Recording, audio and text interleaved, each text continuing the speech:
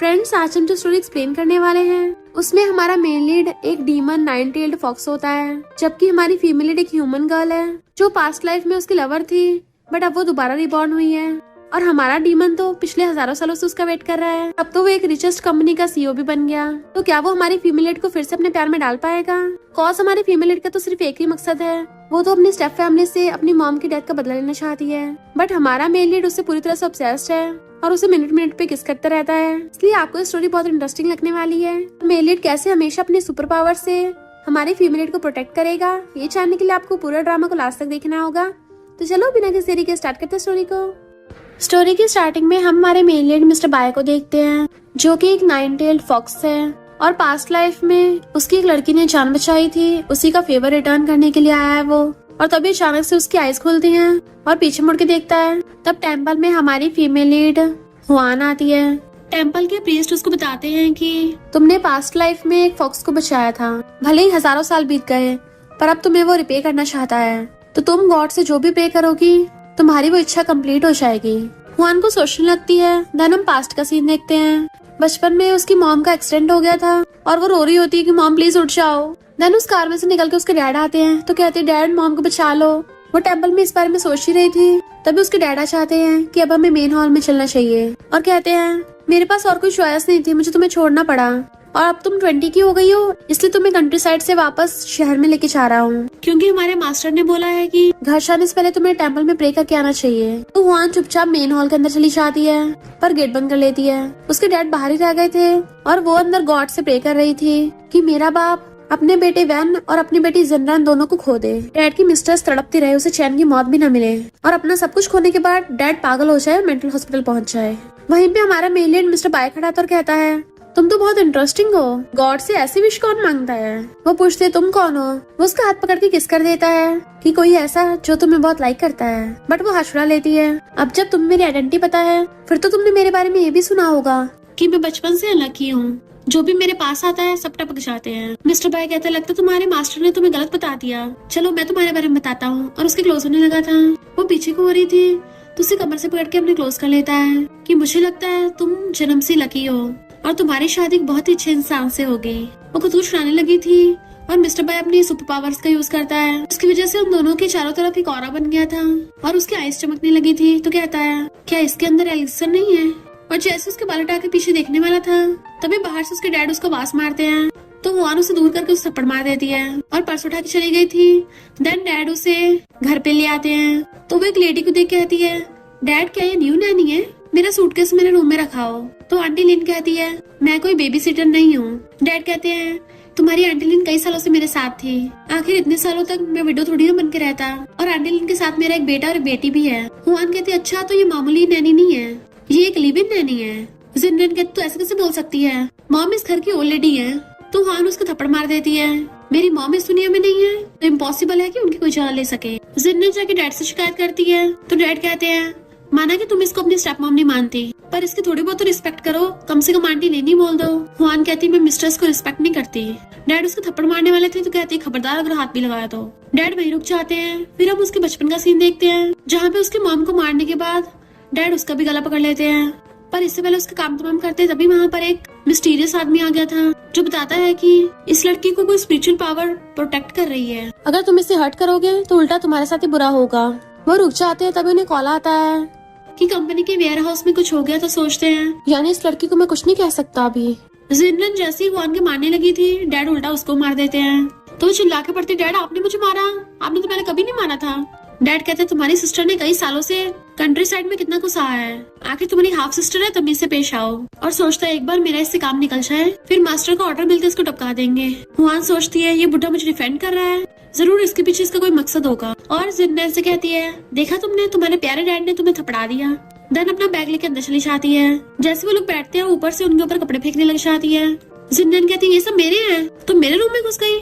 Hwan कहती है अब से वो मेरा रूम है। इधर मिस्टर बाय के कहने पे उसका असिस्टेंट उसे हुआन की इन्फॉर्मेशन लाके देता है और बताता है कि मिस युआन बैड लक के साथ पैदा हुई थी। बचपन में उनकी मॉम की कार एक्सीडेंट में डेथ हो गई, पर आपने तो अपने सेवियर को आधा एलिक्सिर दे दिया था, इसका मतलब तो वो लकी पैदा होगा। क्या आप श्योर हो कि जिसे आप ढूंढ रहे हो वो मिस हुआन ही है? मिस्टर बाय कहता है मेरी सेवियर की गर्दन पे नाइनटेल का निशान है। असिस्टेंट कहता है तो क्या हम आपके सेवियर को ढूंढे? मिस्टर हुआन कहता है इसकी कोई जरूरत नहीं है, तुम बाय ग्रुप की तरफ से एक पार्टी रखो कि बाय ग्रुप वाले अपने सेवियर को ढूंढ रहे हैं। मुझे अपने सेवियर की शक्ल याद नहीं है पर बर्थमार्क याद है। फिर हम पास्ट लाइफ का सीन देखते हैं जहाँ पे मिस्टर बाय जो कि एक नाइन-टेल्ड फॉक्स है, हुआन उसके सामने जख्मी पड़ी थी। उसी टाइम मिस्टर बाय ने उसको अपना आधा एलेक्सर दे दिया था और तभी उसकी गर्दन पे नाइन-टेल का निशान बना था। और हम देखते हैं हुआन जैसे सुबह को उठती है उसकी गर्दन पे वो निशान चमक रहा है। अपनी ड्रेस लेके रेडी होने लग जाती है। बाहर जिन्नन अपने डैड से बोल रही थी कि डैड मुझे मेरे रूम मुझसे वापस दिलवाओ वरना मैं घर से भाग जाऊंगी। तभी हुआन ब्लैक ड्रेस पहन के आती है कि सुबह सुबह इस घर में कितना शोर है। वेनन कहती है तुमने मेरे रूम की चीजों को हाथ तो नहीं लगाया? हुआन कहती है फालतू चीजें मैंने फेंक दी। जिन्नन कहती तुम्हें पता है वो कितनी महंगी थी?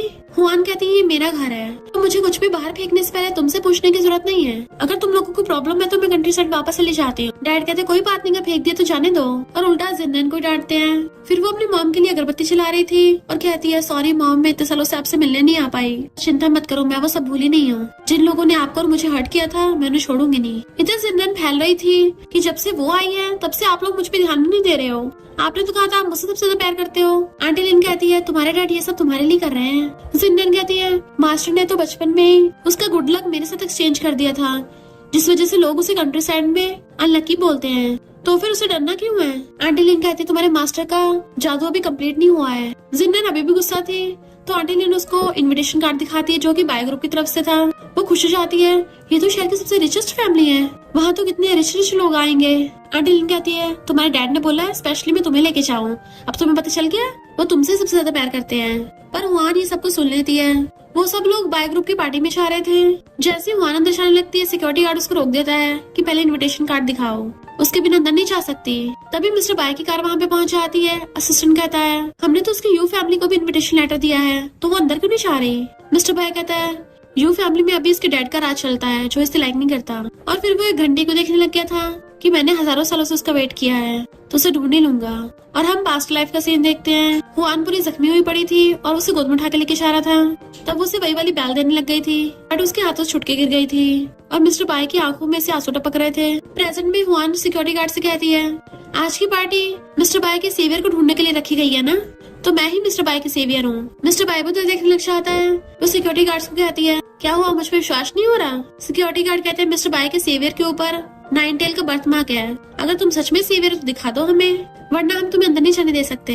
तो कहती है किसने कहा मेरे पास बर्थमार्क नहीं है, इनफैक्ट वो जरा थोड़ी सी स्पेशल जगह पे है, क्या तुम लोग सच में देखना चाहते हो? असिस्टेंट कहता है बॉस उसकी गर्दन पे तो कोई भी बर्थमार्क नहीं दिख रहा, तो क्या वो झूठ बोल रही है? हुआन अपना दुपट्टा गिरा के अपनी बैग का बर्थमार्क दिखाने के लिए जैसी ड्रेस खोलने वाली थी मिस्टर बाय एकदम से आके उसे अपना ब्लेजर उड़ा देता है।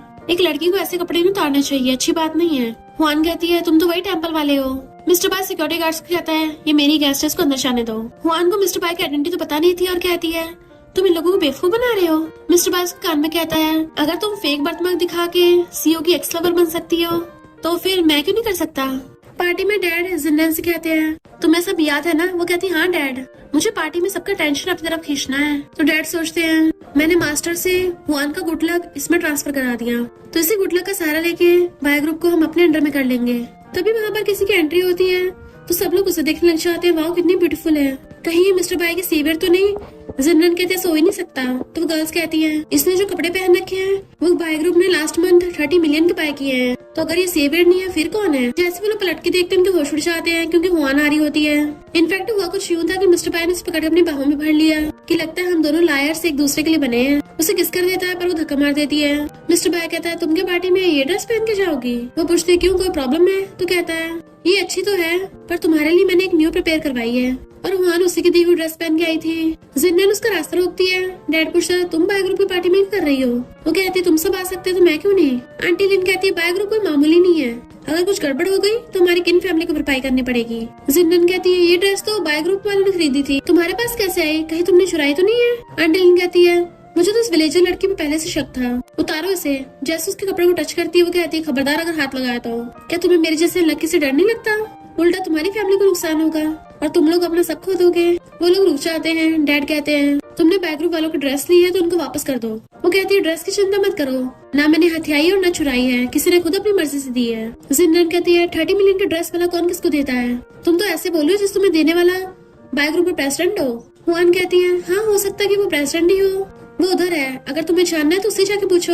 जैसे उधर देखती है कि वो कहाँ चला गया। जिन्नन कहती है तुमने ड्रेस चुराने के लिए सब झूठ बनाया है। तभी सिस्टर बताता है कि ये पार्टी मिस्टर बाय के सेवियर को ढूंढने के लिए रखी गई है। वो गर्ल्स कहती है हमने सुना है मिस्टर बाय को उस लड़की की शक्ल तक याद नहीं, पर फिर भी उसके पैर में पड़ गया, यानी वही लड़की प्रेसिडेंट की वाइफ बनेगी। असिस्टेंट अनाउंस करता है कि मिस्टर बाय की जो भी सेवियर होगी मिस्टर बाय उससे एकदम शादी कर लेगा। तो सारी गर्ल्स झूठ बोलने लग जाती हैं कि हमारे पास बर्थमार्क है।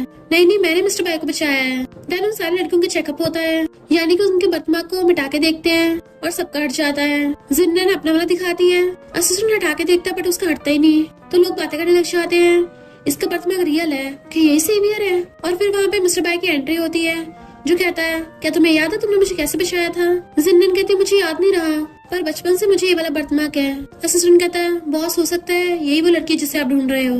डैड तो खुश होने लग गया था, इससे पहले उनकी शादी की बात करता। तभी हुआन भागकर आके मिस्टर बाय को हक कर लेती है कि अब तुम मुझे और हमारे बेबी को लाइक नहीं करते। सब लोग हैरान थे कि ये तो यू फैमिली की अडॉप्टेड बेटी है, दोनों लड़कियां सेम ही लड़के को लाइक करती हैं, पर ये तो कंट्री साइड में रहती थी ना, तो ये मिस्टर बाय को कैसे जानती है। डैड कहते हैं तुम यहाँ क्या रायता फैला रही हो। तो कहती है डैड मैं कुछ नहीं रायता फैला रही, जिस दिन आप कंट्री साइड से मुझे वापस लेके आए थे उस दिन मैंने और मिस्टर बाय ने टेम्पल में किस किया था। तब इसने बोला था कि मुझसे शादी करके मुझे प्रोटेक्ट करेगा। मिस्टर बाय क्या तुम भूल गए। मिस्टर बाय उसके कान में कहता है तुम तो बहुत चंट हो। वो कहती है और तुम भी तो लोगों को बेवकूफ बनाने में कितने माहिर हो। वैन और आंटी लिन कहते हैं ये विलेजर है, इसकी बातों पे ध्यान मत दो। जिन्नन कहती है तुम मिस्टर बाय को मुझसे छीनना चाहती हो, आज मैं तुम्हारे कपड़े फाड़ दूंगी। और जैसे उसको टच करने वाली थी मिस्टर बाय उसका हाथ रोक के पीछे फेंक देता है कि तुम्हें किसने बोला इसको हाथ लगाने को। आंटी लिन कहती है इस शेमलेस ने तुम्हारे बाय ग्रुप के कपड़े चुराए हैं और तुम्हारे साथ रिलेशनशिप की झूठी अफवाहें फैला रही है, तो उसे प्रोटेक्ट मत करो। मिस्टर बाय कहता है इसे मैंने ड्रेस दी है। तो सब लोग हैरान थे, पर तुम्हारी सेवियर तो जिन्नन है ना। मिस्टर बाय कहता है किसने कहा कि वो मेरी सेवियर है। वो बर्थमार्क वाली बात तो बिल्कुल झूठ थी, इनफैक्ट मेरी सेवियर के तो कोई बर्थमार्क है भी नहीं। और सोचता है रियल बर्थमार्क सिर्फ तभी शो होता है जब मैं उसके आसपास हूँ। और हुआन को कमर से पकड़ के अपने क्लोज कर लेता है। उसको हैरानी से देखती है ये क्या कर रहे हो। तो कहता है मेरी सेवियर हुआन है और टेम्पल में मुझे इससे फर्स्ट साइड लव हो गया था, तो इस लाइफ में मैं हुआन के अलावा किसी से शादी नहीं करूंगा। सब लोग बातें करने लग जाते हैं, यानी जिन्नन जलकुकड़ी है, खुद रिच बनने के लिए नकली का टैटू बनवा लिया। जिन्नन चिल्लाने लग जाती है मैं असली हूँ और वहाँ से भाग जाती है। एंड वो लोग उसके पीछे भागते हैं क्योंकि मिस्टर बाय हुआन का हाथ पकड़ के उसको दूसरे साइड ले आया था। तो कहती तुम ये सब करना क्या चाहते हो। तो वो उसे चुप रहने का इशारा करके चुटकी बजाता है, जिससे वो दोनों गायब हो जाते हैं और किसी को नहीं दिखते। जिन्नन डैड से बोल रही थी आपने तो कहा था आप मेरी बाय फैमिली में शादी कराओगे। आंटी लिन कहती है मास्टर तो हमारी हेल्प करेंगे ना, तो फिर उस लड़की की मिस्टर बाय के साथ शादी क्यों हो रही है। जिन्नन कहते मुझे लगता है वो मास्टर झूठा है। डैड कहते तुम लोग बकवास बंद करो, अगर मास्टर नहीं होता ना हम सब इतने सालों से लग्जरी लाइफ नहीं जी रहे होते। कोई नहीं मैं मास्टर को बोल के कोई तरीका ढूंढवाता हूँ। मिस्टर बाय फिर से चुटकी बजा के उसको वापस अपने ऑफिस में ले आया था। तो वो उसे हंसुड़ा के पूछती है कौन हो तुम। मिस्टर बाय कहता है मैं तुम्हारी विश पूरी करने आया हूँ। हुआन उसे इग्नोर करके चलने लगती है, पर तभी उसकी एक टेल निकल के आती है और हुआन को पकड़ के पीछे खींच लेती है, जिससे तो हुआन और भी ज्यादा हैरान रह गई थी। तुम्हारे पास ये जादुई शक्ति कैसे है। मिस्टर बाय उसको टच करता हुआ कहता है तुम बताओ कौन हो सकता हूँ मैं। वो उसका हाथ पकड़ कहती है तुम एक फॉक्स फेयरी हो, पर उल्टा वही उसका हाथ पकड़ लेता है मैं एक डीमन 9-tailed फॉक्स हूँ। और उसकी आंखें तक चमक रही थी। डीमंस जिससे सब डरते हैं। वो हंसुड़ा कहती है डीमंस में ऐसे डरावना क्या है, कुछ इंसान तो उनसे भी ज्यादा गिरे हुए होते हैं। मिस्टर बाय कहते मेरी सेवियर तुम तो बहुत इंटेलिजेंट हो। तो कहती है तुम्हारी सेवियर तो बाहर तुम्हारा वेट कर रही है, तुमसे शादी करने के लिए खड़ी है। मिस्टर बाय कहता अगर मैं कहूँ कि तुम मेरी हो तो कहती है मैं कैसे मानूं। इधर डैड अपने मास्टर यानी कि उसी मिस्टीरियस आदमी कॉल करता है। जिन्नन रो रही थी। उसका ब्रदर वैन कहता है जैसे हुआ ने जाके मिस्टर बाय को पटा ली वैसे तुम पटा लो। मिस्टर बाय उसको बताता है कि तुमने मेरी जान बचाई थी और तुम्हें बचाने के लिए मैं राख बन गया और गॉड से तुम्हारे रिकार्नेशन के लिए प्रे किया, तभी तुम रिबॉर्न हुई हो और मेरा आधा लेक्सरी तुम्हें प्रोटेक्ट कर रहा है। उसका हाथ पकड़ के आ रहा था। तो कहती है कहीं तुमने मुझे गलत तो नहीं समझ लिया। तो कहता है इतने सालों से तुम्हारा वेट कर रहा था, गलती हो ही नहीं सकती। तो कहती है मैंने झूठ बोला था, मैं तुम्हारे बच्चे से प्रेग्नेंट नहीं हूँ। वो कहता है फर्क नहीं पड़ता बेबी हो या ना हो, मैं तुमसे प्यार करता हूँ। तभी वहाँ पे डैड और बाकी लोग चाहते हैं। हुआन को लग रहा था कि डैड पक्का टांग अड़ाएगा, बट डैड कहता है तुम्हें हुआन से शादी करनी है ना तो उससे कर लेना, पर कब करोगे, हम हुआन के लिए गिफ्ट प्रिपेयर कर लेते हैं। जिन्नन चिल्ला रही थी तो डैड उसको चुप करा देते हैं और हुआन से कहते हैं मैं तुम दोनों की शादी के सपोर्ट में हूँ। हुआन कहते हैं सच में, पर मैं तो मिस्टर बाय के लायक भी नहीं हूँ, मेरे पास तो कुछ भी नहीं है। तो डैड अनाउंस करता है कि इस शादी के लिए मैं हुआन को अपनी कंपनी के 5% शेयर्स दे रहा हूँ और नेक्स्ट वीक से हुआन यू कंपनी में काम भी कर सकती है। तो सब लोग क्लैपिंग करते हैं। वैन कहते डैड आपने बोला था वो 5% शेयर मुझे दोगे, पर डैड उसको चुप करा देते हैं। इनफैक्ट वो जानबूझ के हुआन की नजरों में अच्छे बन रहे थे, क्योंकि उसके मिस्टीरियस मास्टर ने उसको ऐसा करने को कहा था कि जब उन दोनों की शादी होगी तभी मैं कुछ कर पाऊंगा। तो डैड सोचता है एक बार तुम्हारी शादी हो जाए फिर देखना कैसे तुम्हें तुम्हारी मॉम के पास ऊपर पहुंचाता हूँ। लोग बातें करने लग जाते हैं। कंट्री साइड से आते ही हुआन की शादी मिस्टर बाय से पक्की हो गई। लगता वही ह्यू फैमिली की रियल बेटी है। तो जिन्नन चिल्लाने लग जाती नहीं ये सब मेरा है और वो चाकू उठा के उसके मारने चाहती है। बट मिस्टर बाय अपनी सुपर पावर से हुआन के चारों तरफ प्रोटेक्टिव शील्ड बना लेता है। जैसे वो उसके चाकू मारने वाली थी मिस्टर बाय हाथ से चाकू पकड़ के रोक देता है और उसके ब्लड निकलने लगा था। तो हुआन कहता तुम ठीक तो हो ना? बट मिस्टर बाय तो स्माइल कर रहा था मैं ठीक हूँ, तुम बस अपना और हमारे बेबी का ध्यान रखो। जबकि डैड जिन्नन के थप्पड़ मारते हैं। मिस्टर बाय कहता मुझे एक्सप्लेनेशन चाहिए। हुआन कहती है ये तो सीधे जेल में जाएगी। जिन्नन रोने लगती है मैं आगे से ऐसा नहीं करूंगी। डैड कहते मिस्टर बाय मेरी बेटी है इसे छोड़ दो प्लीज। हुआन कहते सही कहा ये मेरी सिस्टर है, मैं इसके साथ ऐसे होते नहीं देख सकती, इसलिए इसको कंट्री साइड भेज दो। और सोचती इतने सालों से जो मैंने सहा है अब तुम्हारी बारी है। जिन्नन चिल्लाने लगती है तुम तो मुझसे बदला ले रही हो। हुआन कहते अगर तुम वहाँ नहीं जाओगी फिर जेल जाओगी। डैड कहते हैं हाँ मैं इसको कुछ दिन के लिए कंट्री साइड भेज दूंगा। मिस्टर बाय कहता है तुम्हारी बेटी ने मेरा हाथ भी जख्मी कर दिया तो हुआन को मेरा ध्यान रखने के लिए मेरे पास ही रुकना पड़ेगा। और हुआन के कान में कहता तुम मुझसे बच नहीं पाओगी। डैड कहता हुआन मिस्टर बाय को अच्छे से प्रोटेक्ट करना। नेक्स्ट सीन में वो अकेली खड़ी थी। पीछे से मिस्टर बाय आता है कि तुमने आज अपने एक दुश्मन को हराया है तो तुम अभी तक खुश क्यों नहीं हुई? देखो तुम्हारी वजह से मेरी चोट तक लग गई। वो कहती तुम तो हजारों साल पुराने फॉक्स हो ना तो ये सब ड्रामा क्यों कर रहे हो? मिस्टर बाय स्माइल करता है और जैसे पट्टी हटाता है उसकी चोट तो एकदम ठीक हो गई थी। तो वो कहती है जिन्नन ने अचानक से आज पागलों जैसी हरकत क्यों की? माना कि वो बेवकूफ है पर किसी को हर्ट तो नहीं करेगी। क्या तुमने कुछ किया था? मिस्टर बाय कहता है मैंने तुम्हें जो लेक्चर दिया था वो गायब हो गया और मेरा पहला शक तुम्हारे डैड की फैमिली पे है और तुम्हारी जगह उसके बर्थ मार्क है, यानी उसने तुमसे वो लेक्चर चुरा लिया है और लेक्चर की वजह से उल्टा उसी पे इमोशनल अटैक हुआ जिससे वो सहन नहीं कर पाई। वो कहते इस मौके का फायदा उठाकर उसे कंट्री साइड भेज दिया, मुझे तसल्ली मिल रही है। मिस्टर बाय जादू से अपने हाथ में वही वाली बैल ले आता है। वो पूछती है कि जैसे बचाती है वो एकदम से उसके पैर पकड़ लेता है। तो हैरान ये क्यों कर रहे हो? तो कहता है तुमने मुझे अपनी हेल्प करने को बोला है ना, तुम जहाँ कहीं भी होगी और ये बैल बचाओगी मैं एकदम जादू से वहाँ पहुँच जाऊंगा। वो इधर उधर देखने लगती है बट मिस्टर बाय तो किसी पेट की तरह खुद को उससे रगड़ रहा था और इवन उसके जादुई ईयर्स भी आ जाते हैं। वो छुपके कहती है इनको फील करके तो अच्छा लग रहा है और कहती है मैंने आज तक तुम्हारा कभी फॉक्स फॉर्म वाला असली रूप नहीं देखा। वो पूछता है क्या तुम मेरा असली रूप देखना चाहती हो?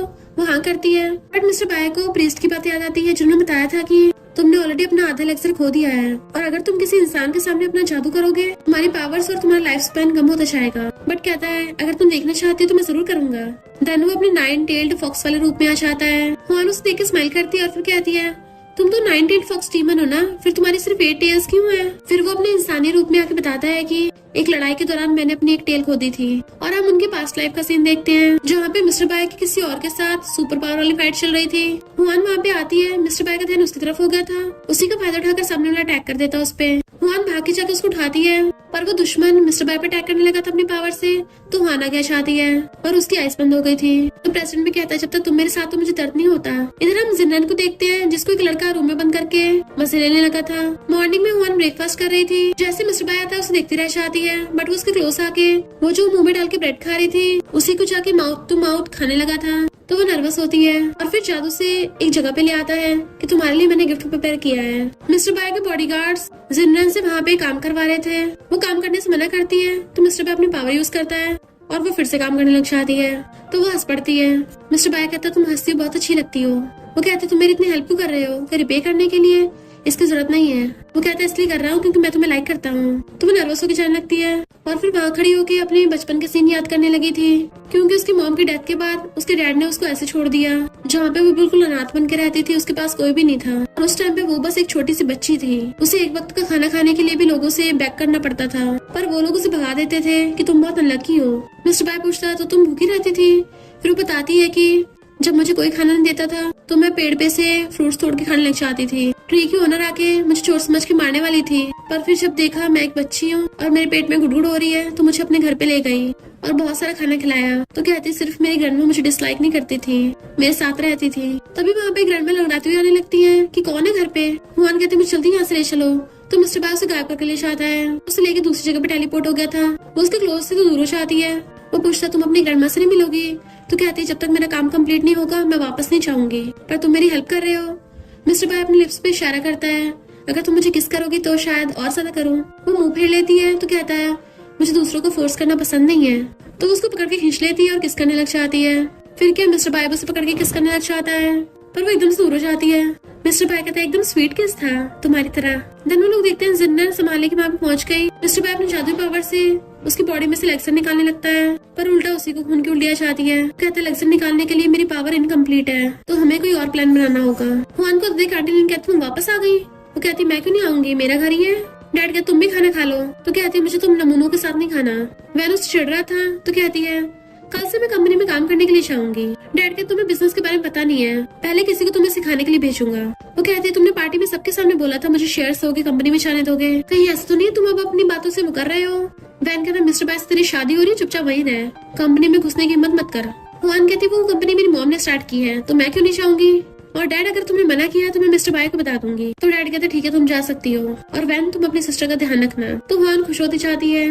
वैन सोचता कंपनी में देखना तुम्हारा सदका करता हूँ, और फिर वो अपने असिस्टेंट को बोल के उनको बहुत सारा काम दिलवा देता है, उससे ओवर टाइम करा के बदला लूंगा। बट उसका मैनेजर आके बताता है कि वो नई लड़की तो पूरी पागल है, उसने कंपनी के सारे डॉक्यूमेंट्स ही चला दिए। हुआन कंपनी के बीच में रख के डॉक्यूमेंट्स चला रही थी। वैन आगे उस पर चिल्लाता है और पानी डाल के डॉक्यूमेंट्स को जलने से रोक रहा था। देन अपने डैड से शिकायत करता है कि ये जानबूझ के मेरे लिए काम बढ़ा रही है। हुआन कहती वो सब कचरा था। वैन कहती तुम्हारी वजह से परफ्यूम प्रोजेक्ट हाथ से निकल जाएगा।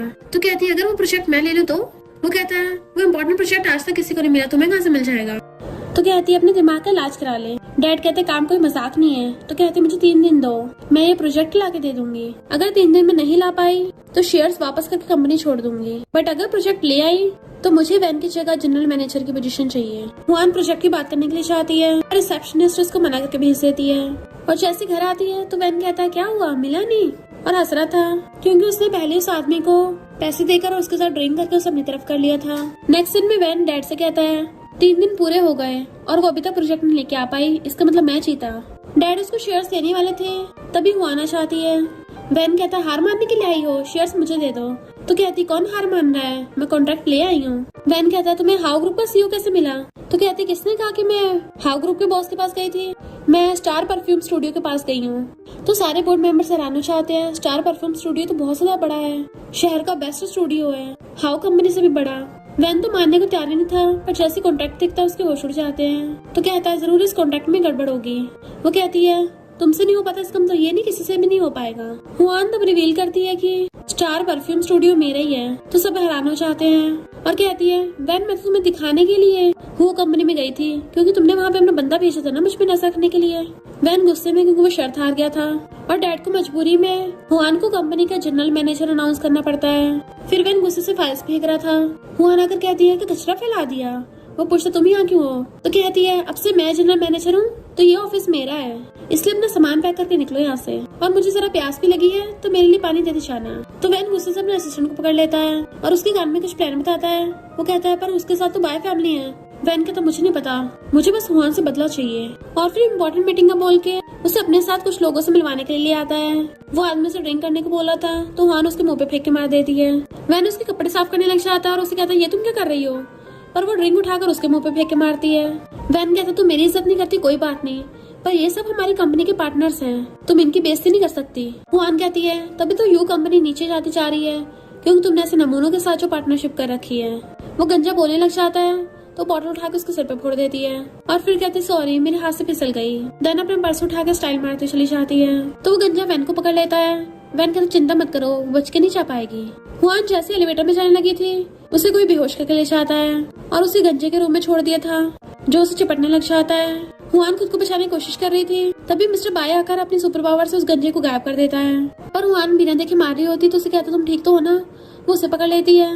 इनफैक्ट हुआन को नशा दिया गया था और उसकी क्लोज होने लग गई थी। तो कहता है तुम होश में तो पता भी है मैं कौन हूँ, अभी तुम्हारे लैंड रूट लेके आता हूँ। बट वो सिर्फ खींच के बेड पे गिरा देती है और उसके ऊपर चढ़ के कहती है डीमन फॉक्स तुम्हें डर क्यों लग रहा है। तो कहता है ये डर है कि तुम बाद में पछताओ मत। वो कहती मैं नहीं पछताऊंगी और उसे किस करने लग जाती है। फिर क्या मिस्टर बाय बस पकड़ के किस करने लग गया था और दोनों किस करते करते बेड पे गिर जाते हैं। देन हम उनके पास्ट लाइफ का सीन देखते हैं। हुआन भाग के जा रही थी और मिस्टर बाय से टकरा गई तो उसने उसको पकड़ लिया, पर दूर कहती है सॉरी मैं लिटिल फॉक्स को ढूंढ रही थी। मिस्टर बाय कहता उसे ढूंढने की जरूरत नहीं है, वो अपना पार्टनर ढूंढने गया होगा, किस्मत में जैसा लिखा होता वही होता है। वो कहती है जरूरी नहीं है, हम अपनी किस्मत बदल सकते हैं। मिस्टर बाय उसे हक के सो रहा था और कहता है तुम अब भी पहले की तरह जिद्दी हो। तो वो उठते उसके कान नोचने लग जाती है। मुझे सोते देखकर मेरे बारे में उल्टा सीधा बोल रहे थे। वो उसे किस कर लेता है। फिर वो उसे बताती है कि तुमने जो मुझे टूल्स दिए थे मैंने कंपनी में यूज किए पर कोई इफेक्ट नहीं हुआ। इसका मतलब उन लोगों का जो साथ दे रहा है वो कंपनी में नहीं है। मिस्टर बाय कहता है जिसने भी तुम्हारा लक एक्सचेंज करा होगा वो कोई ऐसा इंसान होगा जिससे जादू आता है। तो कहती है उसने और उस किड ने मिलकर मेरी मॉम को मारा है, तो मैं बदला लेके रहूंगी। मिस्टर बाय उसका हाथ पकड़ लेता है और मैं इसमें तुम्हारी हेल्प करूंगा। फिर वो उठ के जैसे अपने कपड़े पहनती है वो उसे पीछे से हक कर लेता है, कहीं तो मेरे साथ सोने के बाद मुझे छोड़ तो नहीं दोगी। और फिर जादू से अपने हाथ में एक रेड रोप ले आया था, देन उसकी फिंगर और अपनी फिंगर दोनों मिला के उन पे बांध देता है। वो पूछती है ये क्या है, तो कहता है ये हमारी शादी हो गई है। वो कहती है मेरे पास कौन सा किसी और को ढूंढने के लिए टाइम है वैसे भी। तो वो उसको जादू से फिर से वही वाली बैल दे देता है, इसको खो मत देना इस बार। वो कहती है पर मैंने तो बैल बचाई नहीं थी, मुझे लगा तुम नहीं आओगे। तो कहता है तुमने अपने दिल में तो बचाई थी ना घंटी, मैंने सुन ली वो। तो वो हंस पड़ती तुम कितने फ्लर्टी हो। फिर डैड वैन को डांट रहे थे कि तुमने उसके साथ क्या किया है कि हुआन पूरी रात घर वापस नहीं आई। आंटी लिन कहती है हमें क्या पता वो रात भर कहाँ मुंह मार रही है, और वैन भी ऐसे नाटक कर रहा था जैसे पता ही ना हो। देन उसे कॉल आता है तो कहता है डैड पता नहीं उसके साथ क्या हो गया, और वो डैड और बाकी फोटोग्राफर्स को लेके होटल रूम की तरफ जाता है। डैड पूछता है तुम श्योर हो ना तुमने उसके साथ कुछ नहीं किया। तो कहता है वो मिस्टर बाय की फियांसे है और तुम भी उसी की साइड लेते हो, तो मैं भला क्या ही कर लूंगा उसके साथ। और जैसे वो लोग गेट खोल के अंदर से आते हैं तो रिपोर्टर्स वहाँ की फोटो खींचने लग गए थे। एक लड़का खड़ा कपड़े पहन रहा था और हुआन बेड पे बैठी थी। तो वैन कहता है तुम ये सब बाहर लड़कों के साथ करती हो, भूल गई तुम्हारी मिस्टर बाय के साथ एंगेजमेंट हो चुकी है। तभी वो लड़का पलटता है, पता चलता है ये तो मिस्टर बाय है, और कहता है मैं और मेरी फियांसे होटल रूम में है, पर तुम लोग यहाँ क्या कर रहे हो और इतने सारे रिपोर्टर्स लेके अंदर क्यों घुसा है। डैड यानी कि किन कहता है मिस्टर बाय गुस्सा मत करो, हमें लगा हुआन किसी प्रॉब्लम में है, हमें तो हुआन की चिंता हो रही थी। मिस्टर बाय कहता चिंता हो रही थी तभी फोटोग्राफर्स लेके आया है। डैड कहता है मैं इन फोटोग्राफर्स को नहीं जानता। मिस्टर बाय कहता तू नहीं जानता, तेरा प्यारा बेटा तो जानता होगा। मिस्टर बाय के पूछने पर रिपोर्टर्स कहते हैं हाँ हमें टिप मिली थी कि यहाँ पे कुछ कांड हुआ है। वैन कहता है इसका मतलब ये थोड़ी ना मैंने कहा था इन्हें, और सोचता है उस गंजे की जगह मिस्टर बाय कहाँ से आ गया। हुआन कहती है तो क्या इन रिपोर्टर्स को मैंने बुलाया होगा। अब जब यहाँ पे सारे रिपोर्टर्स हैं तो मैं सच में बता देती हूँ कि इसने मुझे नशा दे के मुझे किडनैप करके एक लड़के के रूम में छोड़ दिया। डैड हैरान थे नशा। रिपोर्टर्स कहते हैं वैन प्रॉपर्टी के लिए हुआन को नशा दे रहा था और हेडलाइन बना लेते हैं। डैड कहता भला वैन ऐसा क्यों करेगा। तो कहती यही मुझे डिनर पे लेके आया था और किडनैप करा के झाओ के बेड पे छोड़ दिया। वैन झूठ बोल देता है तुम्हारे पास क्या प्रूफ है, तुम बस मुझे फंसा रही हो, और सोचता है मैंने सारी सीसीटीवी फुटेज डिलीट कर दी है तो कोई प्रूफ बचा ही नहीं होगा। मिस्टर बाय कहता है मैंने खुद अपनी आंखों से देखा है और मैंने हुआन को उस झाव से बचाया था। डैड कहते हैं तुम्हारा भाई ऐसे छोड़ दो, गलती होगी माफ कर दो, पर कंपनी के मैनेजर की पोजीशन तुम्हारी है। वैन कहते इसको कैसे दे सकते हो, ये पूरी रात घर से बाहर रही, क्या प्रूफ है। इस रूम में झाव के अलावा कोई और लड़का आया भी नहीं। वो कहते इसका मतलब प्रूफ हो गया कि तुमने मुझे फंसाया है, वरना तुम्हें कैसे पता कि यहाँ पे कोई नहीं आया था। वैन कहता है मिस्टर बाय क्या तुम ऐसी लड़की को पसंद करोगे जो किसी और आदमी के साथ सो चुकी है। डैड को अपने मास्टर की बात याद आती है कि अगर हुआन और मिस्टर बाय साथ नहीं हो पाए तो वो लोग बर्बाद हो जाएंगे, इसलिए वो अपने बेटे के थप्पड़ मारता है और कहता है इसको माफ कर दो, मैं हुआन को अपनी आधी प्रॉपर्टी देने के लिए तैयार हूँ। भले ही मिस्टर बाय की प्रॉपर्टी के सामने कुछ भी नहीं है, पर मेरी तरफ से कंपनसेशन समझ के रख लो। वैन कहते डैड आप पागल हो गए हो, इस शेमलेस को प्रॉपर्टी दोगे। डैड कहते हैं वो पहले से इसी की है और उसे डांट के चुप करा देते हैं। देन मिस्टर बाय से कहते हैं तुम हुआन के बारे में ऐसा वैसा मत सोचना, उससे शादी करोगे ना। मिस्टर बाय कहता है हुआन के लिए मेरी फीलिंग्स कभी कम नहीं होने वाली और मैं उस पर पूरा भरोसा करता हूँ। तो वो भी उसे देखने लग जाती है। डैड कहते हैं अब तो अपने भाई वैन को बख्श दो। तो कहती है यू कंपनी शुरू से मेरी मॉम की ही थी, तुम मुझे मेरी ही आधी चीज वापस करके इसे माफ करने को बोल रहे हो, मैं तो इसको जेल भेजना चाहती हूँ। अब बताओ तुम मुझ में और इसमें से किसे चूज करोगे। तो डैड कहता है पुलिस इसे पकड़ के ले जाओ। वैन कहते डैड आप पागल हो गए हो, मैं आपका बेटा हूँ। पर डैड उसे वहाँ से भगा देते हैं। वो दोनों दूसरे की तरफ देखते स्माइल कर रहे थे। तो डैड कहते हैं तुम दोनों शादी कब कर रहे हो, क्यों ना इस महीने की 15 डेट को कर लो। तो हुआन हाँ कर देती है। फिर नेक्स्ट दिन वो अकेली खड़ी थी तो मिस्टर बाय पीछे से आकर कहता है तुम्हारी शादी हो रही, तुम खुश नहीं हो।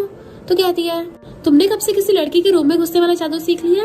मिस्टर बाय कहता है मैं तो अपनी वाइफ के रूम में आया हूँ, तुम कोई और लड़की थोड़ी ना हो, बताओ तुम्हें किसने सेट किया, मैं उसका काम तमाम कर दूंगा। देन फिर हुआन उसे पूरी स्टोरी सुनाने लग जाती है कि मेरे ग्रैंडपा के जाने के बाद मेरी मॉम अकेली यू कंपनी को संभालती थी। एक दिन एक कार आके उन्हें ठोकने वाली थी तो किन ने उन्हें बचा लिया। मेरी मॉम किन को लाइक करने लगी और सबके खिलाफ जाकर मेरी मॉम ने उससे शादी कर ली। फिर जब उसकी मॉम प्रेग्नेंट थी तो किन यानी कि डैड कहता है अब से मैं कंपनी को संभाल लूंगा। उसकी मॉम कहती है मेरा तो वैसे भी सब कुछ तुम्हारा ही है, अब हमारा बेबी भी आने वाला है तो मैं बेबी का ध्यान रखूंगी। देन मैं पैदा हुई और जब मैं थोड़ी बड़ी हुई तो मैं कंपनी घूमने चाहती थी अपनी, तब मैंने डैड को उनकी मिस्टर्स के साथ देख लिया तो हैरान थी। फिर एक दिन उसकी मम्मी ने उसे किस किया तो पूछती मम्मी आपने मुझे किस क्यों किया। तो उसकी मम्मी कहती है क्योंकि मैं तुमसे प्यार करती हूँ। वो कहती है पर मम्मी डैडी तो किसी और को किस कर रहे थे, इसका मतलब डैडी किसी और से प्यार करते हैं। तब उसकी मॉम को पता चला कि किन का अफेयर चल रहा है। देन उसकी मॉम किन को डाइवोर्स देना चाहती थी, बट किन को प्रॉपर्टी चाहिए थी, इसलिए उसकी मॉम का एक्सटेंड करवा दिया। फिर उसका डैड वहाँ पे आया तो कहती है उसके बाद का मुझे कुछ याद नहीं, पर पता नहीं क्यों मुझे हमेशा ऐसा फील होता है जैसे वो किन मुझे भी मारना चाहता था। उसके हाथ अभी भी मेरी गर्दन पे हो। तभी मिस्टर बाय देखता है उसकी बॉडी में से अजीब सी ब्लैक पावर निकल रही है, तो वो अपनी सुपर आइज का यूज करता है और फिर उसे काम डाउन करने के लिए हक करने लगा था। उसकी तब भी हालत खराब थी तो उसे किस करने लग जाता है। तब जाके वो शांत होती है। वो कहती है क्या मुझे शांत करने का सिर्फ यही तरीका था किस करना? तो कहता है हाँ, अब से मैं यही करा करूंगा, चिंता मत करो, किस करने से तुम प्रेग्नेंट नहीं हो जाओगी। वो कहती है पर मुझे तो लग रहा है तुमने जानबूझ के किया है। तो उसे पकड़ कहता है हाँ मैंने जानबूझ के किस किया, और दोबारा से किस करने लगता है। तो वो उसके मारती है। मिस्टर बाय कहता है तुम क्या शादी से पहले अपने हस्बैंड को टपका दोगी? वो कहती है तुम्हारे जैसा डीमन अगर टपक भी गया ना तब भी वापस आ जाएगा। मिस्टर बाय उसका हाथ पकड़ कहता है क्या तुमने पहले कभी किसी से शादी करने के बारे में सोचा है? वो कहती है जब मेरी मॉम थी तब सोचा था, पर उनके जाने के बाद कभी इस बारे में सोचा ही नहीं, क्योंकि मुझे बस अपनी मॉम का बदला चाहिए। उसे सलाह कर कहता है मैं तुम्हारा बदला लूंगा और चाहे कुछ भी हो जाए तुम सिर्फ मुझसे शादी करोगी। वो उसे पकड़ के खींच लेती है कि फिर से किस्मत जैसे मर्जी टर्न ले ले, मैं करूंगी वही जो मैं चाहती हूँ। वो खुश होता है क्योंकि वो बिल्कुल अपने पास्ट लाइफ की तरह ही है, और कहता है और मेरे दिल में हमेशा तुम ही रहोगी। देन उसके फोरहेड पे किस कर लेता है। मॉर्निंग में जब वो उठती है तो उसकी गर्दन पे वही वाला बर्थमार्क शो हो रहा था। तभी मेढक बताती है कि नीचे देखो। जैसे वो नीचे आती है मिस्टर बाय का असिस्टेंट और उसके सारे बॉडीगार्ड्स गिफ्ट्स लेके खड़े थे लाइन लगा के। असिस्टेंट बताता है कि बॉस ने सब आपके लिए भेजा है।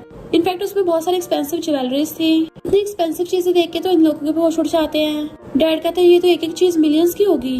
असिस्टेंट कहता है बॉस ने बोला कि अगर आपको कुछ पसंद ना आए तो हम आपको दूसरे ला देंगे। वो जैसे नीचे आते मिस्टर बाय कहाँ है तो कहता है बॉस आपके लिए खुद ही स्पेशल वेडिंग ड्रेस चूज करने गए हैं। आंटी लिन चिढ़ रही थी ये लड़की इतनी लकी कैसे हो सकती है। डैड कहते चिंता मत करो, बस इसकी एक बार शादी हो जाए फिर देखना हम इसका सारा गुड लक चुरा लेंगे। नेक्स्ट सीन में मिस्टर बाय खड़ा हुआ उसका वेट कर रहा था। तभी हुआन वेडिंग ड्रेस पहन के आती है तो वो तो उसको देखते रह जाता है क्योंकि वो बहुत ज्यादा ब्यूटीफुल लग रही थी और स्माइल करने लग जाता है। जैसे वो पास आते कहता है तुम बहुत सुंदर हो। वो कहती है तुमने वो इतने सारे लोगों को गिफ्ट देके भेजा था। वो पूछता है हाँ क्या तुम सेटिस्फाइड नहीं हो? तो कहती इतनी सारी चीजें क्यों भेजी, कुछ ज्यादा ही हो गई थी। मिस्टर बाय कहता पर मुझे तो सही लगी। तो कहती है हमें बस ये पता करना है उस किन के साथ कौन मिला हुआ है, उसके लिए इतने सारे खर्चे करने की जरूरत नहीं है। मिस्टर बाय उसके हाथ पकड़ कहता है मैं तुमसे शादी कर रहा हूँ, तुम्हें बिल्कुल भी नीचे नहीं झुकने दूंगा। तो वो स्माइल करती है। फिर रात में वो अपनी मॉम की फोटो देख के बहुत इमोशनल होती है। जैसे वहाँ पे मिस्टर बाय आता है फोटो नीचे रख देती है और बेड से उठ के कहती है वेडिंग नाइट से पहले अपनी वाइफ से मिलने के लिए आ रहे हो, क्या तुम्हें बैड लक का डर नहीं है? मिस्टर बाय उसे कमर से पकड़ के अपने क्लोज खींच लेता है और कहता है मेरी वाइफ इतनी ज्यादा ब्यूटीफुल है, मुझ पे किसी चीज का असर नहीं होता। उसे किस करने वाला था बट वो फेस टर्न कर लेती है। तो कहता है कल हमारी शादी है तो हमेशा पहले खुद को प्रोटेक्ट करना और केयरफुल रहना। वो भी उसे कमर से पकड़ लेती है और कहती है तुम भी अपना ध्यान रखना। नीचे से डैड उसको आवाज मारते क्या तुम सो गई? तो वो नीचे आती है। डैड कहते कल तुम्हारी शादी हो जाएगी तो क्या तुम अपनी सिस्टर को कंट्री में वापस आने दोगी? हुआन कहती है मेरी शादी का भला उससे क्या लेने देना। डैड कहते आखिरकार वो तुम्हारी सिस्टर है, शादी इतनी बड़ी चीज है तो कम से कम सारे रिलेटिव होने चाहिए। वो कहती है रिलेटिव, पर तुम लोगों ने तो कभी मुझे रिलेटिव नहीं समझा। डैड कहते हैं अगर वो ज्यादा टाइम कंट्री साइड में रहेगी ना तो जी नहीं पाएगी, जल्दी टपक जाएगी। हुआन कहते तुम्हारी मर्जी, जो मर्जी करो। तो डैड कहते हैं मैं भला उसको कैसे वहाँ से ले आऊंगा, क्योंकि मिस्टर बाय के बंदे उस पर नजर रखते हैं तो वो उसको आने नहीं देंगे। तो तुम्हें मिस्टर बाय को बोलो ना कि वो उसे छोड़ दे। हुआन कहती है मैं तभी उससे कहूंगी जब तुम मेरी कंडीशन मानोगे। फिर नेक्स्ट सीन में हम वेडिंग हॉल का सीन देखते हैं जहाँ पे चाइनीज ट्रेडिशन के अकॉर्डिंग डेकोरेशन हो रही थी। तो लोग बातें करने लग जाते हैं कि शादी ट्रेडिशनल वे से हो रही है। दूसरी कहती है सुना है ब्राइड ही ऐसा चाहती है। मिस्टर बाय ने तो उसके लिए वेडिंग ड्रेस तक बाय कर ली थी, पर हुआन चाहती थी कि उसकी ट्रेडिशनल वेडिंग हो, इसलिए एंड टाइम पे उसके लिए सब कुछ चेंज कर दिया। मिस्टर बाय हॉल में खड़ा उसका वेट कर रहा था। तभी असिस्टेंट कहता है ब्राइड आने वाली है और गेट खोलते हैं। Then Huan red traditional dress में एंट्री लेती है और वो बिल्कुल उसी स्टाइल से चल रही थी। तो सब लोग उसे देखने लग जाते हैं कि वाओ ये ब्राइड तो बहुत ज्यादा सुंदर है। इसके हाथ में जेड ब्रेसलेट देखा है, ये कोई सस्ता वस्ता नहीं है, कम से कम 8 डिजिट्स का होगा। जिन्नन भी वहीं पे बैठी थी और आंटी लिन से कहती है मॉम ये सब कुछ तो मेरा होना चाहिए था। आंटी लिन कहती तुम चुप बैठी रहो, बड़ी मुश्किल से तुम्हारे डैड ने मिस्टर बाय से परमिशन लेके तुम्हें बाहर बुलवाया है। हुआन जैसे चल के मिस्टर बाय के सामने जाती है। वो कहता है जैसे कि मैंने एक्सपेक्ट किया था, तुम तो हर ड्रेस में ब्यूटीफुल लगती हो। वो कहती है बेबी जल्दी मेरा हाथ पकड़ो वरना तुम्हें धो डालूंगी। वो हाथ आगे करता है तो उसका हाथ पकड़ लेती है। देन वो उसे पकड़ के स्टेज पे ले जाता है असिस्टेंट वहाँ पे प्रीस्ट का काम कर रहा था। ट्रेडिशंस के अकॉर्डिंग उन्हें सबसे पहले गॉड के आगे झुकना था, तो वो गॉड के आगे झुकते हैं। फिर सेकंड बार में उन्हें अपने ओल्ड पेरेंट्स को ग्रीट करना था, तो हुआन और मिस्टर बाय जाकर ग्रैंडमा को पकड़ के लाके स्टेज पे रखी चेयर पे बैठा देते हैं। देन दोनों उनको अच्छे से झुक के ग्रीट करते हैं और फिर हमें पास्ट का सीन दिखाया जाता है। इनफैक्ट हुआन ने डैड के साथ यही शर्त रखी थी कि मैं चाहती हूँ मेरे पेरेंट्स के बैठने की सीट पे मैं ग्रैंडमा को वहाँ पे बैठाऊं। ग्रैंडमा बहुत खुश थी और उन दोनों को रेड एनवेलप गिफ्ट करती हैं। तो सब लोग बातें करने लग जाते हैं। हमें तो लगा था ये यहाँ पे अपने डैड को बिठाएगी, पर इसने अपनी ग्रैंडमा को प्रेफर किया, जिसने विलेज में कई सालों से इसका ध्यान रखा था। ये तो उसके डैड पे सरासर तमाचा है। शादी करते हुए भी मिस्टर बाय बार बार हुआन को छेड़ रहा था, तो कहती है तुम यहाँ भी फ्लर्ट करने से बाज नहीं आओगे। देन उनकी थर्ड रस्म थी कि कपल्स एक दूसरे को ग्रीट करेंगे, इसलिए वो दोनों एक दूसरे के सामने खड़े होके एक दूसरे के सामने झुकते हैं, तो उनके सिर टकरा जाते हैं। हुआन की टकली भी लग जाती है, तो मिस्टर बाय हंस रहा था और फिर दोनों दोबारा से सही से ग्रीट करते हैं, तो सब लोग क्लैपिंग करने लग गए थे। फिर शादी होने के बाद वो सब लोग चीयर्स करके ड्रिंक करने लग गए थे, तो डैड चालाकी से एक ड्रिंक में कुछ मिला देता है और उन दोनों से आकर कहता है अब तुम दोनों की शादी हो गई है, तब जाके मुझे चैन मिला, और उन दोनों को वो ड्रिंक पकड़ा देता है। तब वो लोग चीयर्स करके ड्रिंक करते हैं। फिर ड्रिंक की रस्म करने के बाद उसका सिर घूमने लगा था। मिस्टर बाय कहते लगता तुम थक गई हो, तुम्हें रेस्ट करना चाहिए, और वो उसे पकड़ के लेके जाने लगा था, पर हुआन बेहोश हो जाती है और कुछ टाइम बाद मिस्टर बाय भी बेहोश होकर वहीं गिर जाता है। इस दिन में उन लोगों ने उन दोनों को बांध के रखा था कि अब से हम लोग फिर से मालो मालो हो जाएंगे, क्योंकि आज हम मिस्टर बाय की सारी पावर्स निकाल लेंगे। जिनन कहती है इसका मतलब मिस्टर बाय ही नाइन टेल्ड फॉक्स है और आप मेरे से शादी करवा रहे थे। डैड कहता है हाँ, क्योंकि जब ये टपक जाएगा तो इसकी सारी प्रॉपर्टी हमारी हो जाए। तभी वहाँ पर जादू से वही वाला मिस्टीरियस मास्टर आ जाता है और कहता है इतने सालों से इस प्लानिंग के लिए वेट किया था, आखिर ये दोनों हमारे जंगल में आ ही गए। फिर उनका मिस्टीरियस मास्टर अपना नकाब हटाता है। मिस्टर बाय उठ के कहता है तो इस सबके पीछे तुम हो। इनफैक्ट हुआ कुछ यूँ था कि उसने बहुत सारे बुरे काम किए थे, इस वजह से मिस्टर बाय ने उसका कल्टीवेशन डिस्ट्रॉय करके उसको बाहर फेंकवा दिया था। एंड फिर जब बाद में मिस्टर बाय अपनी नाइन टेल्ड फॉक्स की प्रैक्टिस कर रहा था और पावर से सब कुछ बुराई को ठीक करने की कोशिश कर रहा था, तभी वो पीछे से आकर उस पर चालाकी से अटैक कर देता है और प्रेजेंट में कहता है आधा लेक्चर तो तुमने खुद इसको दिया था, अब आधा बचा वो मैं निकाल लूंगा। मिस्टर बाय कहते इतने हजारों साल बीत गए पर तू अभी तक सुधरा नहीं। वो कहता अगर तूने उसी टाइम मुझे ना रोका होता तो मैं कब का इमॉर्टल बन गया होता। अब तू और तेरी लवर बच के नहीं जा पाएंगे, क्योंकि मैंने तुम दोनों की वाइन में कुछ मिला दिया था, इसलिए तेरी पावर काम नहीं करेगी। देन वो जिन्नन में से आधे लेक्चर निकाल के और बाकी मिस्टर बाय का आधा लेक्चर निकाल कर उनको जोड़ देता आपस में, बट वो लेने के बजाय उल्टा मिस्टर बाय की बॉडी में चला गया था, तो हैरान हो जाते हैं और जिन्नन अचानक से बुढ़ी हो जाती है। मिस्टर बाय कहता है तुमने किसी की किस्मत चुराई थी ना, इससे तुम्हें ये पनिशमेंट मिली है, तो पागलों के भाग जाती है और मिस्टर बाय अपनी पावर से उस मास्टर पर अटैक कर देता है। वो हैरान था तेरी पावर सब भी काम कर रही है। डैड कहता मैंने इसे खुद ड्रिंक करते हुए देखा था। तभी हुआन भी उठ जाती है और फिर पता चलता है कि उन दोनों ने ये सब नाटक किया था, क्योंकि उन लोगों ने डैड की दी हुई वाइन तो अपने स्लीव्स में छुपा दी थी और जो उन्होंने पहले स्लीव्स में छुपा के रख रखी थी उस वाली को पी लिया था। जैसे वो मास्टर हुआन पे अटैक करने लगता है, मिस्टर बाय उसे पकड़ के बचा लेता है और उल्टा उसी पे अटैक कर उसे भड़का देता है, तो वो गायब हो गया था।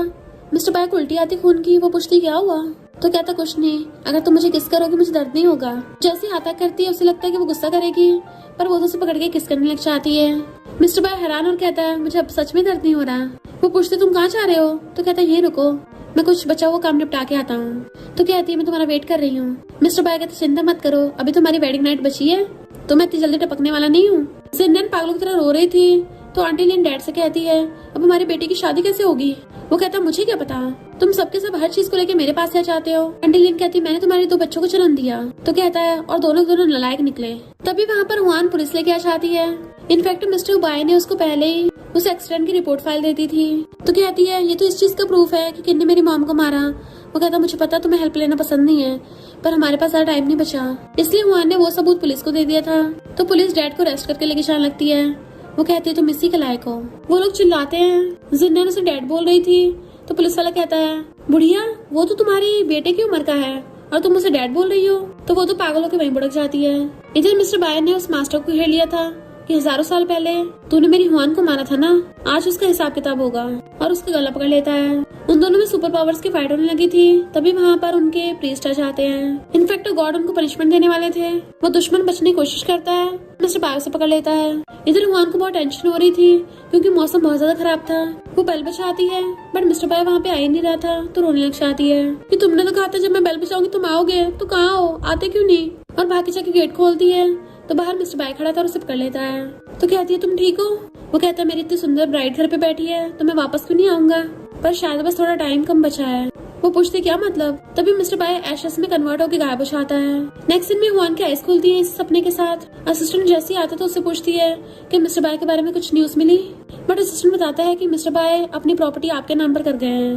वो कहते हैं मुझे उसकी प्रॉपर्टी नहीं चाहिए, मुझे मिस्टर बाय चाहिए, और गुस्से से फाड़ के फेंक देती है। बट असिस्टेंट कहता बॉस का अभी तक कुछ पता नहीं चला। तो वो कार में बेल को देखती हुई जा रही थी कि पता नहीं तुम कहाँ हो। तभी देखती है रास्ते में किंडन और आंटी लिन बैगर बन के भीख मांग रही हैं। फिर वो टेंपल में आती है और आगे को पता करने के लिए प्रीस्ट उसे एक रस्म करने कहता है। वो हिला के उसको गिराती है। जो भी चिट निकली उस पर जो लिखा था, प्रीस्ट उसको बताने लगा था कि किस्मत में जो भी लिखा उसको एक्सेप्ट कर लेना चाहिए। वो कहती मैं नहीं मानती, उसने मुझसे शादी की है तो हम दोनों साथ रहेंगे और साथ ही ऊपर जाएंगे। मुझे पता वो अभी तक जिंदा है। क्या आपको पता है वो कहाँ है? तो प्रीस्ट बताता है कि हजारों साल पहले, यानी तुम्हारी पास्ट लाइफ में किसी ने उसके खिलाफ प्लानिंग की जिसकी वजह से वो जख्मी हो गया। तब वो ने उसको देख लिया था और उसकी बीमारी का इलाज करके उसको ठीक किया, पर वो अचानक से एक दिन ठीक होकर गायब हो गया। तो वो उसको ढूंढती फिर रही थी हर जगह, और उसी टाइम वो भागती हुई मिस्टर बाय से टकरा गई। तो कहती है सॉरी, मैं तो उस फॉक्स को ढूंढ रही हूँ। मिस्टर बाय कहते ढूंढने की जरूरत नहीं है, हो सकता है वो चला गया हो या फिर अपना पार्टनर ढूंढ रहा हो। तुम हमेशा उसके साथ नहीं रह सकती। वो कहते अगर मैं चाहूँ तो मैं रह सकती हूँ। फिर धीरे धीरे मिस्टर बाय अपनी ह्यूमन फॉर्म में रह के उसी के साथ रहने लग गया था, और हुआन उसका ध्यान रखती तो उसे उसके लिए फीलिंग्स आ गई और दोनों एक दूसरे से प्यार करने लग गए। पर जब एक बार उसकी फाइट हो रही थी तो वो उसे बचाने के लिए आगे आ गई, जिस वजह से उसकी जान चली गई। देन मिस्टर बाय ने उसको बचाने के लिए अपनी नाइन-टेल्ड फॉक्स के रूप में आके उसे अपना आधा लेक्चर दे दिया और कई दिनों तक गॉड से प्रे किया ताकि तुम दोबारा रिबॉर्न हो सको। वो कहती इसका मतलब उसकी वो टेल मेरी वजह से गई थी, उसे अपनी हजारों सालों की पावर्स को मुझे दे दिया। प्रीस्ट कहता उसने तुम्हारे लिए इतना कुछ किया है, अब उसको जाने दो। तो कहती है बिल्कुल नहीं, उसने नहीं बोला था कि मैं उसके वापस आने तक का वेट करूं। प्रीस्ट कहता है भले उस फाइट में मिस्टर बाय की डेथ नहीं हुई, पर उसने अपनी ह्यूमन फॉर्म खो दी है, तो उसको दोबारा से ह्यूमन बनने के लिए कई सालों तक प्रैक्टिस करनी पड़ेगी, और तुम तो एक इंसान हो, क्या तुम इतना वेट कर पाओगी? वो कहती मैं करूंगी, उसने मेरे इतने सालों तक वेट किया तो मैं भी कर सकती हूँ। पर तभी वहाँ पे मिस्टर बाय आ जाता है। प्रीस्ट मेरी ब्यूटीफुल वाइफ को क्या बोल रहे हो? वो उसका हाथ पकड़ लेती है। मुझे पता था तुम जरूर वापस आओगे। मिस्टर बाय कहता है तुमने सोचा मैं टपक जाऊंगा और तुम किसी और लड़के को ढूंढ लोगी? मैंने बोला था ना ऐसा मैं कभी होने नहीं दूंगा। तो वो हंसती उसकी मारती है। तो कहता है मैं बहुत टाइम से अपनी वाइफ से नहीं पिटा हूँ, तो पिट के बहुत अच्छा लग रहा है। वो रोते हुए पूछते तुम ठीक तो हो ना? तो भाई फैला के कहता है मैं तो एकदम ठीक हूँ। आखिर मुझे अपनी वेडिंग नाइट भी तो मनानी है, और दोनों एक दूसरे का हाथ पकड़ के चले जाते हैं। नेक्स्ट सीन में उसने उसको पीछे से हक कर रखा था। वो पूछती है पर मास्टर के कहने का क्या मतलब था कि तुम्हें वापस ठीक होने के लिए हजारों साल लगेंगे? वो कहता है अब मैं पूरी तरह से इंसान बन गया हूँ, तो मेरे पास जादुई पावर्स नहीं बची। वो कहती कोई बात नहीं। मिस्टर बाय कहता अब से तुम मुझे प्रोटेक्ट करोगी ना, क्योंकि मेरे पास कुछ नहीं बचा, ना सुपर पावर्स, और मैंने अपनी प्रॉपर्टी तुम्हें ऑलरेडी दे दी है। तो कहती सही कहा, तुम अच्छे हस्बैंड नहीं बने ना तो मैं किसी और को ढूंढ लूंगी। वो उसे पढ़ के कहता है तुम्हारे पास लगता है अभी भी इतनी एनर्जी बची है, किसी और को ढूंढने जाओगी? लगता है मैंने अपनी वाइफ को वेडिंग नाइट पे खुश नहीं किया, मुझे और मेहनत करनी पड़ेगी। और उसे पकड़ के किस करने लग जाता है, तो वो भी हंसती हुई किस करने लग जाती है। और इसी के साथ इस स्टोरी का एंड हो जाता है। अगर आपको ये स्टोरी पसंद आई हो तो लाइक शेयर और कमेंट करते जाना। तो बस थोड़ा सा इंतजार करना, फिर मिलेंगे न्यू स्टोरी में।